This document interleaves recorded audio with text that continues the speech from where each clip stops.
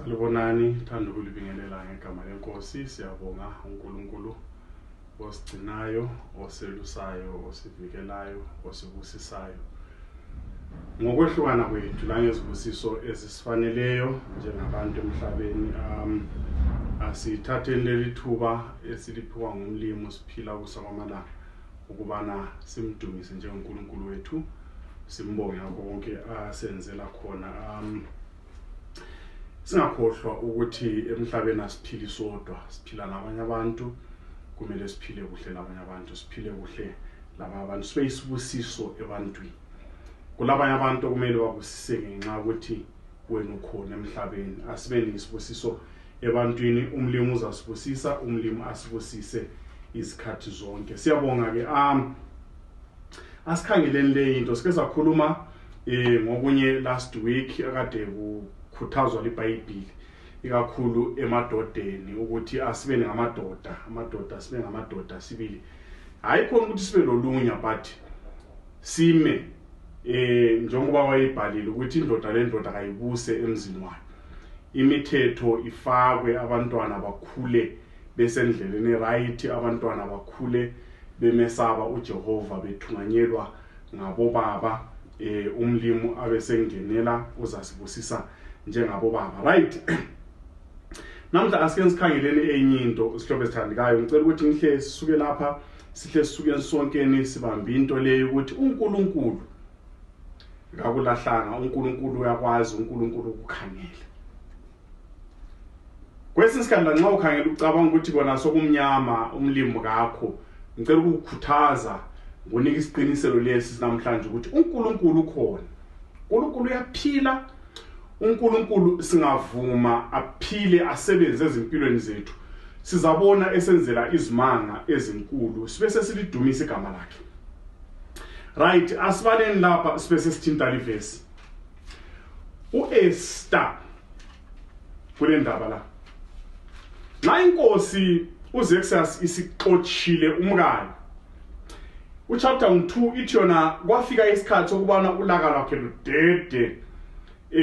Waseqalisa ukukhumbula umkakhe. Amadoda ayelaye ababemncedisa, ababem-advisor basebesondela kuye bathi hayi sokuyisikhathi sokuthi inkosi singathatha omunye umfazi. Azambeni la. Inkosi isingathatha omunye umfazi. Kwase kubhodwa lapha kule ndaba la. Cela ukukhuluma lawe, ukhulume lami lapha sizwisana. Cela ukunika ithemba. Lelizwe sibalile ngale elama provinces angu-127. Kulama citizens alelo lizwe. Kwase kusiba labantu ababethunjiwe bevela eJerusalem.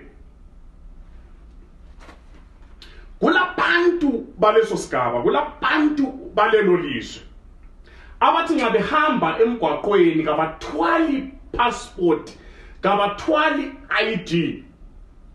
Nxa kudlula amapholisa kabethuki ngoba bahamba baphila elizweni lakibo.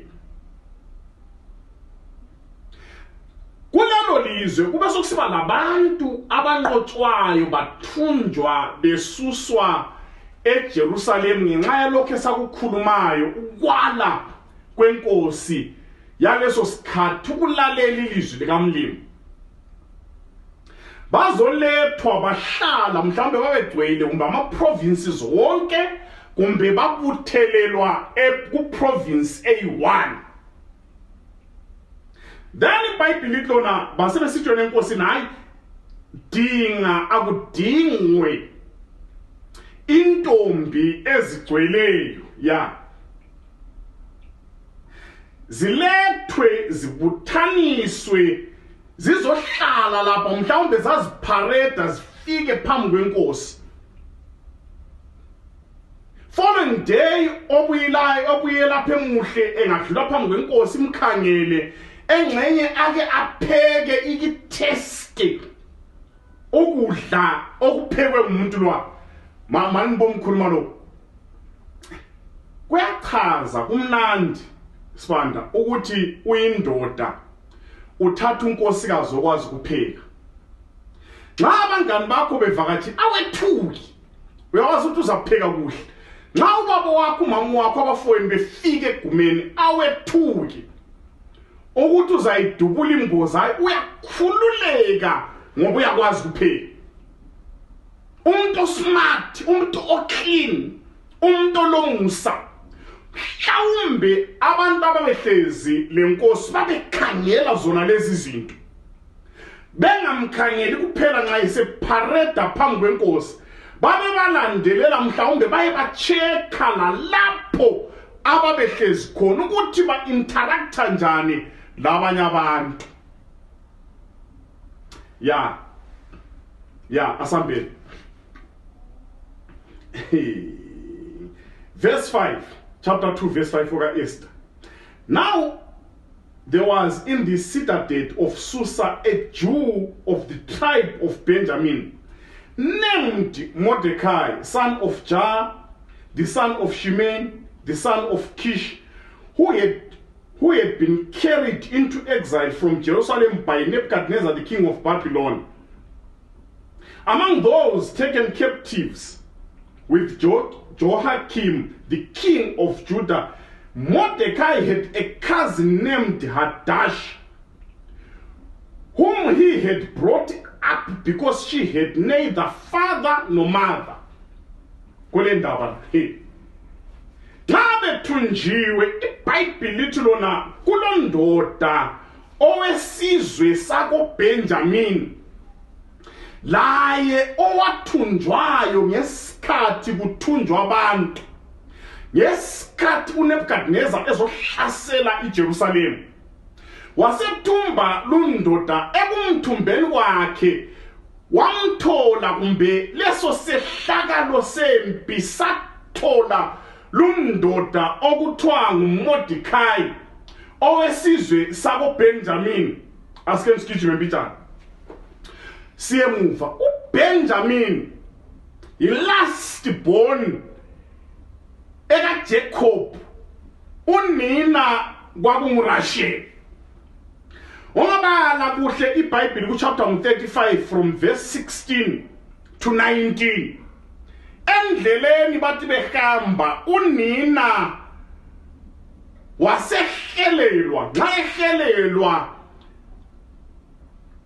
wangeniswa etendeni, kuthiwa umhelo wakhe wawubuhlungu, isisu sakhe sasimkhathaza, wayethwele kanzima. Uthe ebeletha umntwana ababelethisi bembamba besithi bona ungakhathazeki, ungesabi, ulenye indodana. Nxa besithi ulenye indodana eyokuqala kwakunguJoseph. Asambeni. Nxa unina etshengisa umntwana mhlawumbe embamba so engakaphefumula umphefumulo wakhe wokucina, wasemnika ibizo wathi nguBinoni, son of sorrow, son of sorrow. Nxa uyise esondela eduze athena hayi asimuthi nguBenjamin, asimuthi nguBenjamin, son of my right hand. Asambeni la amabizo esilawo abantu abanengi alandelwa kumbe asiwaphiwa ngenxa yezinye izehlakalo empilweni zabazali. Ungakhangela abantu abanengi abazalwa ngesikhathi okhokho bengaphansi kwamakhiwa, yikuthola kulabodingilizwe sibangilizwe, ngoba kwakungamabizo achasisa umumo waleso sikhathi. So umama lo nxa ebeletha umntwana mhlawumbe nxa yesisu ukuthi sasimhlupha njani, esemula engadli lokhu lalokhuya, simkhathaza isisu from day one, wezubuhlungu waligcina leli bala leli bizo wathi umntanami ngingamzala ngenxa yobuhlungu losizi engiphakathi kwabo ngizakuthi nguBinoni, son of sorrow. Bakhona osenzeni, bakhona abantwana abalamabizo nxa unina embiza inyembezi ziyehla ngoba kumkhumbuza ezinye izehlakalo lezinye izinto empilweni yakhe ezibuhlungu okumangalisayo. Asambeni la unina afe khonapho, umntwana mhlawumbe elama-minutes wakhula unina engamazi. Leli elokuthi Binoni lafa wakhula elithi Benjamin. Ngithi mina kimi lawe kasibambeni silalele silandeleni lindaba sibese sibona isandla sikaMlimu empilweni zabantu abake baba ngoBinoni. Kulabanye abantwana esasizwe sebekhulile uzwe ukuthiwa ibizo lakhe nguNyembezi.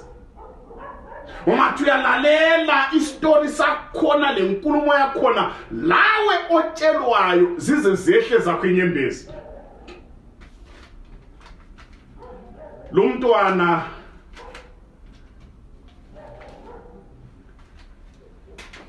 right inhlanhla nasi umlimu lomusa umlimu ukhangele umlimu kulento zakhe azilungisayo vele emhlabeni sokuthi ngempilo zesasandleni sikamlimu singethuki. Yebo kuyethusa kakumnandi nxa uphakathi kwakho ungakaphumi ukuthi vele umlimu wenzani ngawe uplanani, but nxa sesengapha phakathi kwemetsi zakhona kunzima kubuhlungu.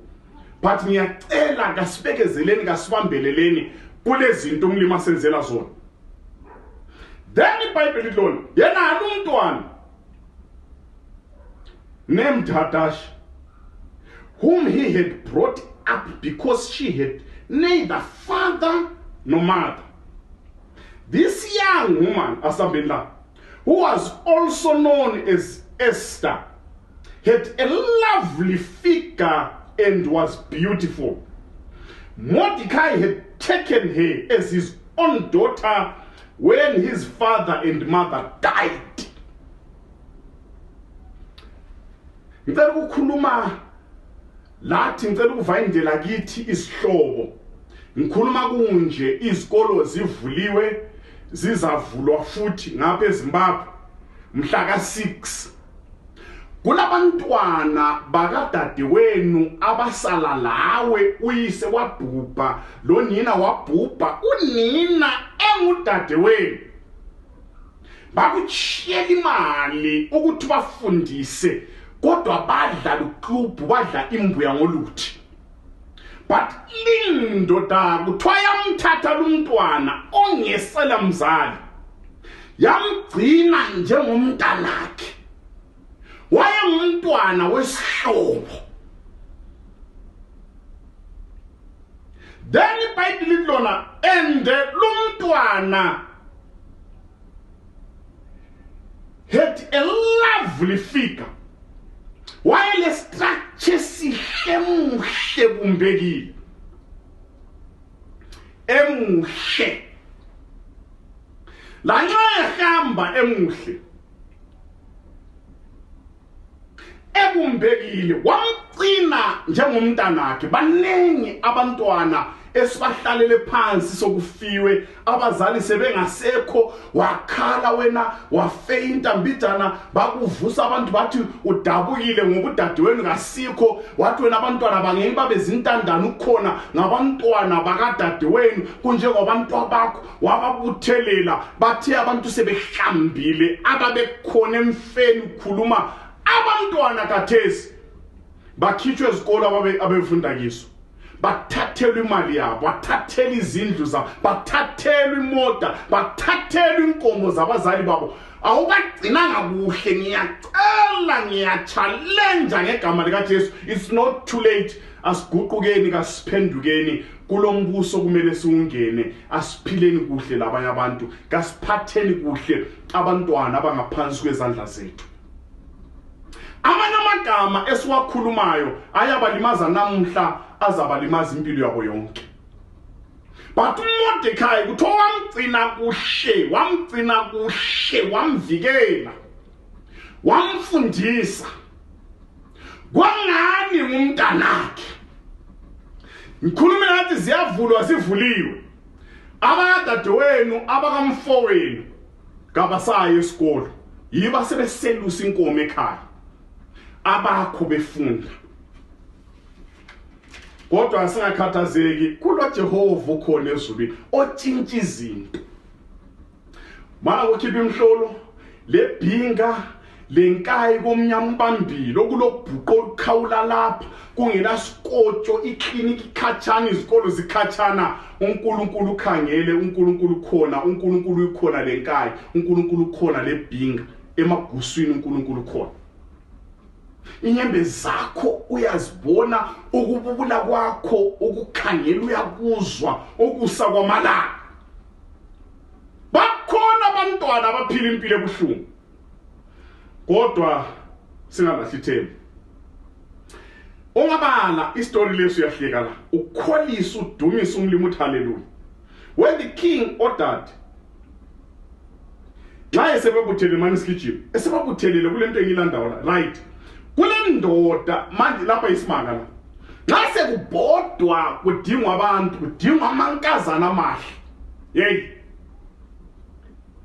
ababhodayo baze bayafika le phansi khona lenkayi bayafika ekhezi lesa nyekuseni behla okule mgwaqo la uziswela ukuthi kanti imoto ihamba njani abantu bengabona imoto abayabaleka behla bayadinga la phansi khonale phansi lo zuphu kwangafiki khona but that day ngenxa yomusa kamlimi phela umlimi into zakho uyazeza sihlobo esithandekayo bayafika phansi emaguswini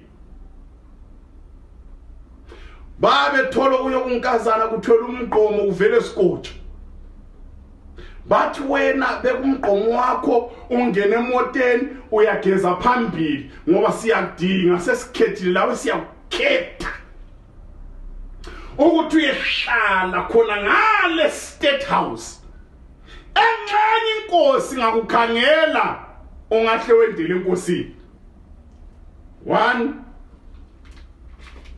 usekhompyutha lamankazana leludiswe yena engumuntu wokuza umlimi esimkhonzayo ngiyambonga ukuthi uNkulunkulu ngumdali wezulu lomhlaba usezulu kalandaba khona kwasingakwesaba lapha asike sicabangela president noma ngwaliphilizo umcabangi president noma ngwaliphilizo uRamaphosa eSouth Africa uchovu siyakhonale kufike kuBiden wena uvela eZimbabwe ilizwe eliqala ngoZ uZ ongocina kuma alphabets zimzini vele Zimbabwe enkayi uze kuthiwe America kuyadingakala amankazana angathathwa ngupresident walelo lizwe noma ungakuzwa eNewzini vele uyakuzudlula ngoba uyabukwazi ukuthi hayi abangeke bangikhangele ngoba 1 I'm a foreigner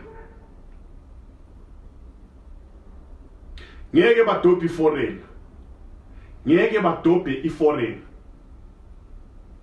wesevela enkayi wesevela ebhinga evele date uyana la ikhona kahle into zikaMlimi xa sebefike la iBhayibheli lithi verse 9 she pleased him and won his favor. Immediately he provided her with her beauty treatments. Kule eunuch lapha uHegayi nguye wayebakhangela xa imbona kuthiwa wahle wamthanda wamzwela wamthanda provided her with beauty treatments and special food. wasuka wachigwadla lamahlewu esitshwala esilelizolo sivutshwe ngogo sithutsha lapha ezandleni sifakwe eqhageni uthi uyawanathe sebilile utholele wuli fele phakathi lithe phambi kulikhiphu lahlele khitshana wasuka khona ngale zadendeni lo mlaza wazohlala estate house wangasagezi ngebrown bar leqaqa wadingelwa amasepa ale advert odav wageziswa umlimi wasukugezela etoilet ngemva kwelitshe lezenge wagezela ebathroom. Hallelujah.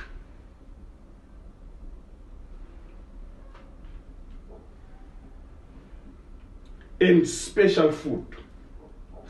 He assigned to her 7 female attendants selected from the king's palace and moved her and her attendants into the best place in the harem. 7 abantu azabekeza unkazana lo bamcheka bamcoba bamlu ngapha muhle khayilana alike ngicaba ngikhangela umuntu omuhle esegezisa umuntu evele emuhle esechunwa alika kuzwa ufambela umlimi ukhangela wena ungahlala phansi mayibhutshelo ngogogo wakho kumbutshelo ngumalumakho ngehistory yangakini uzezwa sokukhulunywa ukuthi vele lo nyoko ke ndanga wakhalalwa kanyela lo ongalalela ihistory kakhulu wakho ukhokho wakhe uJacob wabaleka wako Labani suka lapho ko Labani wagcina ngani seRoger wagcina nakho sesuke sebaleka unina okuphuma khona ukhokho wakhe uBenjamin wafendleleni yena uBenjamin waphile ngelanina umfowabo wathengiswa eEgypt vele history yakhona kayimnandi kodwa isandla sikamlimi siyathutsha igama lenkosi bese lidunyiswa eyakho ihistory kayimnandi eyakho ibackground kayimnandi vele kakumnandi lokuyixoxa ngabantu bexoxa ngangakibo wena kawuxoxi inyembezi ziyehla so wake wahamba waphila laphana walala esibayeni senkumo wacheba ngokunye okulihlamvu ongakwaziyo ukuthi isichebo bani wathwala nzima impilo inzima kwaba nzima la khathesa abanye kusesebunzimeni but kasimethembeni othembekileyo usalungisa into zakhe engazilungisa ziyalunga.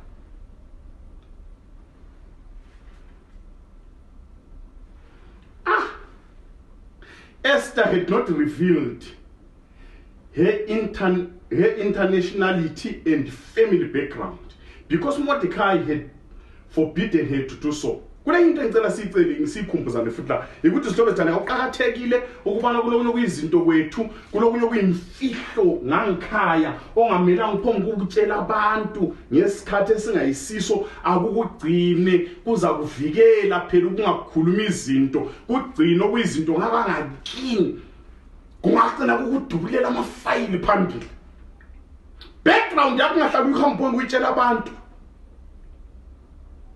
ungathola umuntu uyakhulumisa liyathandana sotasi kumtshela mina vele umama waxoxwa kwa babagcina bethatha advantage bekuphambanisa ezinye izinto ngawe ezinye izinto ngangakini so zigcine ungazikhuluma ikhathesi zigcine uzazikhuluma ngomunye umnyaka ngesinye isikhathi sesiright emuntu no right thuluzufe ezinye izinto inja esindebeni wamqongosela uMordecai wathi ngasusiya ngale noma usuthabe njani usubone le macaroni ungayijayelanga wabona le yogurt ongayijayelanga ungakhuluma ungaqali ukuthi ngumJuda kungaphambanisa phambili gcina ezinye izinto phakathi kwakho la abanye abantu sebekudelela ngenxa ukuthi wabatshela, abanye basebesidelela ngenxa ukuthi kulezi zinto asebezazi ngathi sikuyithe sabatshela. Kugcina ukufumbathe ngesikhathi esiright sokumele ukukhuluma ubusukukhuluma. Ayisibo bonke abantu kumele batshelwe babekwazi ngawe.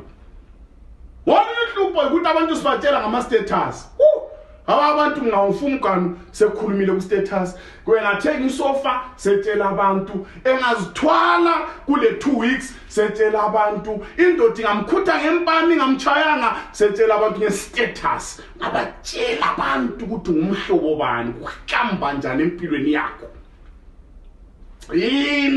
Thula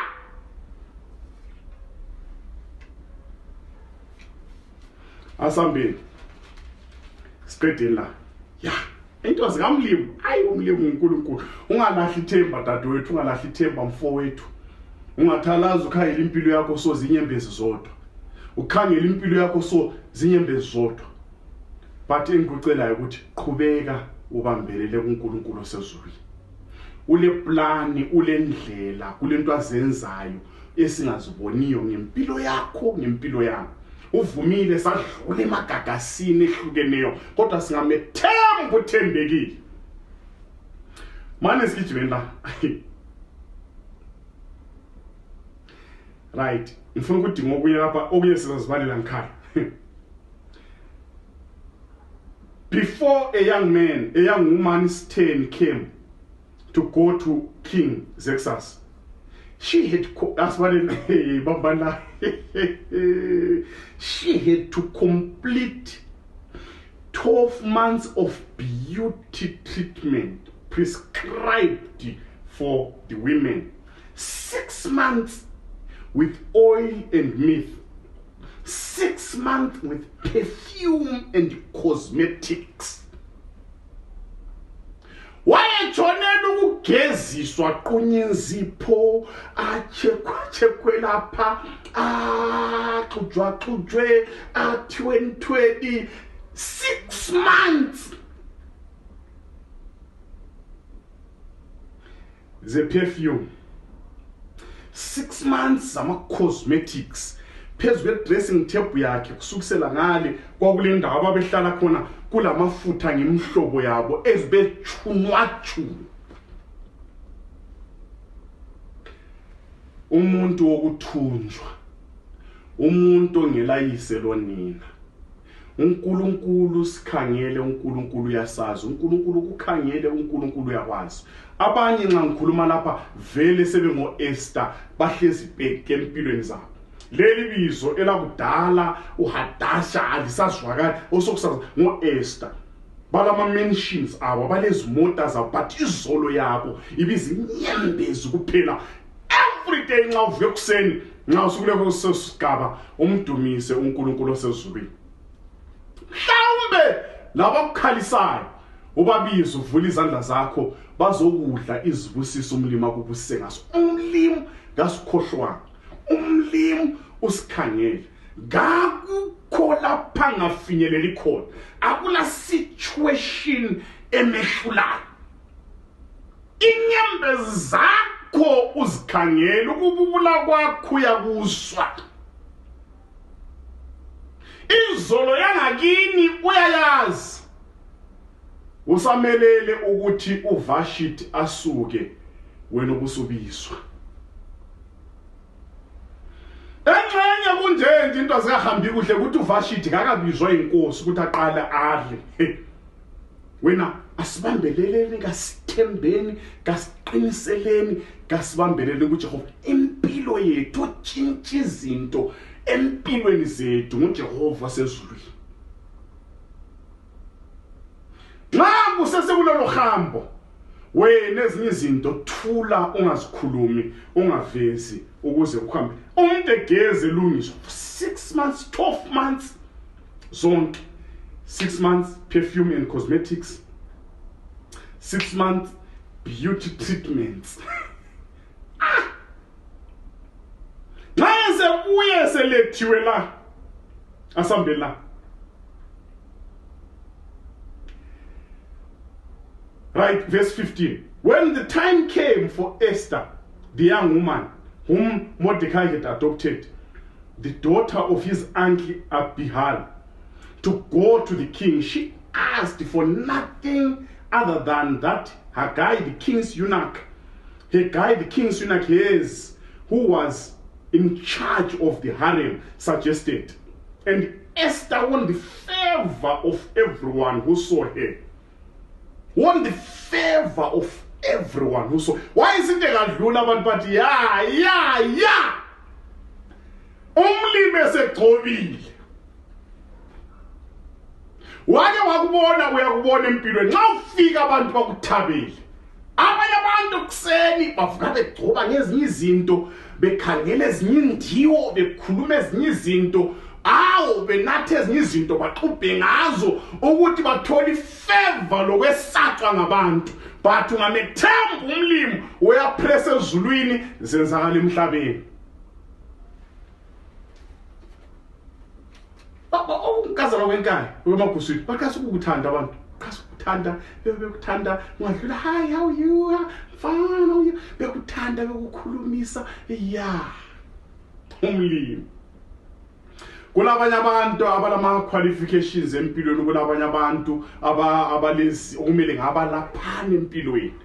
Singasuka esandleni sikamlimi, umlimi la uyasusa ifavor yakhe. Singabuye esandleni sikamlimi uyakwenzela umusa, akwenzela ifavor, ubusuthola ifavor kamlimi ikugcobe, uthole le favor ebantwini, uthandeke ebantwini, wamukeleke ebantwini.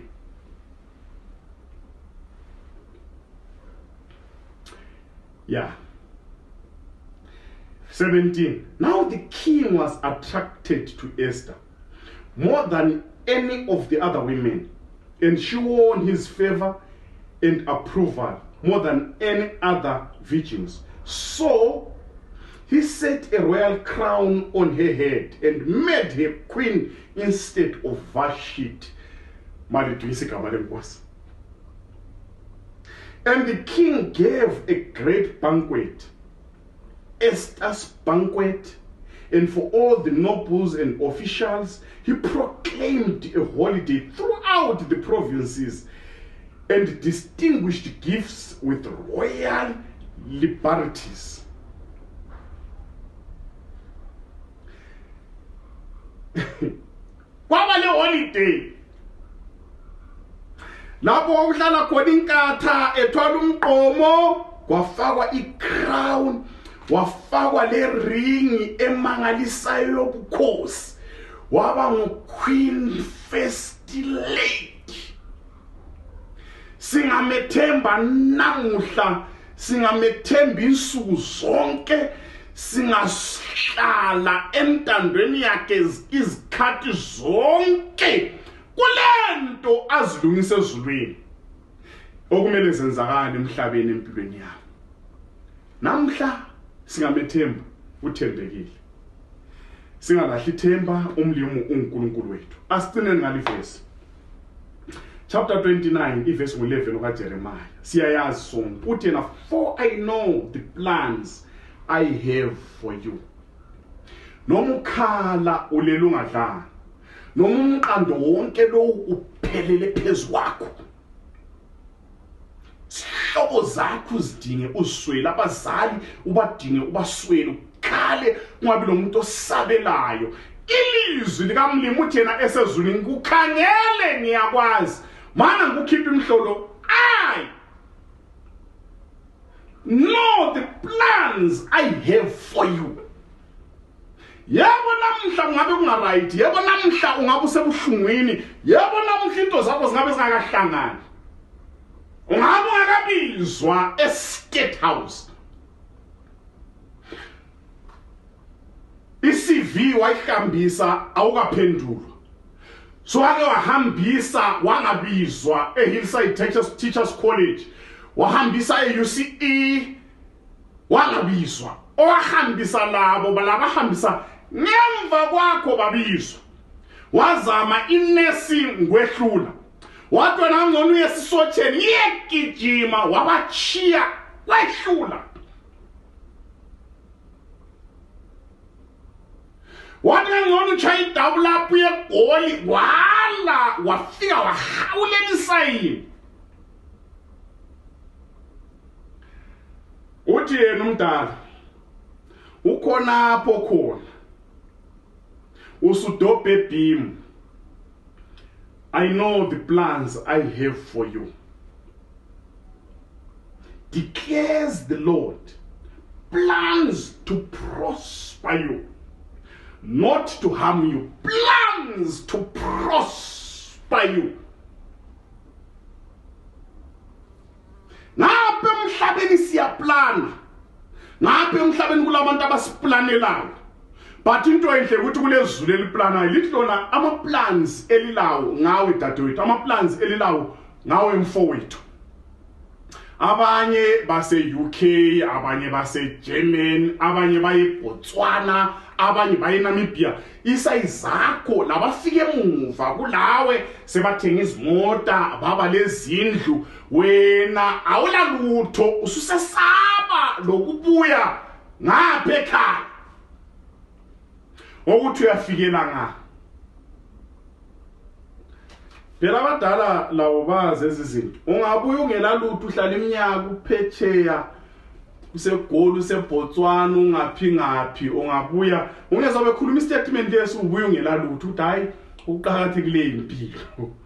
Ngizwa ukuthi hayi uqhakathekile impilo ubuya ungelalutho. Nxa ubuyilo lutho bahle basukume beqasuka ukutema usegedini batha umbululu beyiqayeqe. Ungabona uzufika uhlale bengasukumanga bakubingelele bekhangele phansi. Bathi inkalakatha impilo ubuye uthwele uchanga lebheke othwele olezicathulo zakho kuphela lamajina yi3 noma usunjalo badle bengakuphakuleli bakukhumbuza ukuthi abanye isayizakho sazithumeza wena ungathumesi ungakhali kakhulu ungalahli ithemba yebo kubuhlungu but umdala uthena 4 I know the plans I have for you, declares the Lord, plans to prosper you, not to harm you, plans to give you hope and a future. Plans to give you hope and a future. Wawezwa lawa mazwi uEsther esehlezi wathi umlimu yabonga ukuthi impilo yami yonke leyi ubuplana isikhathi besingakachayi sesichayile usuqedile ngami igama lenkosi liduyiswe khona okukhana okunkazana okuyintandana okungela muntu. First lady Queen Esther, umlimu longile, umlimu lomusa, umlimu kasilahli, umlimu usikhangele, umlimu uyasizwa, umlimu ukhona, singalahli ithemba. Okwethu kuphela ukuhlala kuye laye ahlale lathi. Umlimu asenzele kuhle, umlimu asiphathise, singalahli ithemba. Dadewethu ngiyakucela ungalahli ithemba. Singagijimi siyengena ezimbalwini sidinga umusa, sidinga ukuthi kutshintshwe impilo zethu. Otshintsha impilo ngosekhaya ezulwini. Asimethembele uthembekile. Singagqiza ezinye izinto, kasimethembele uthembekile. Singalahli ithemba, ungazibulali. Ungangeni kuma drugs, ungafunde eminye imkhuba othi iza kuqeda istress. Hlala ethembeni, umethembo othembekileyo. uNkulunkulu lomusa wadobha uEsther engakudobha ngawo. Umlimu asenzele uhla sicimezeni sikhulekeni. Babolungileyo siyabonga namuhla ukuthi uyasithanda. Impilo yethu singathalazi ibuhlungu Jesu Jehova olungileyo. Laba sixoxelayo ngempilo yethu ibuhlungu. Ukukhula kwethu kube buhlungu. Kodwa siyabonga ukuthi ukhona usezulwini. Sifunde ngoEsther yenza isimanga lempilweni zethu. Impilweni zabantu ngamunye ngamunye abakudingayo. Ngenela ubaphakamise basebekudunyiswa. Silinde insuku zonke ngegama lakho siyakhuleka. Amen.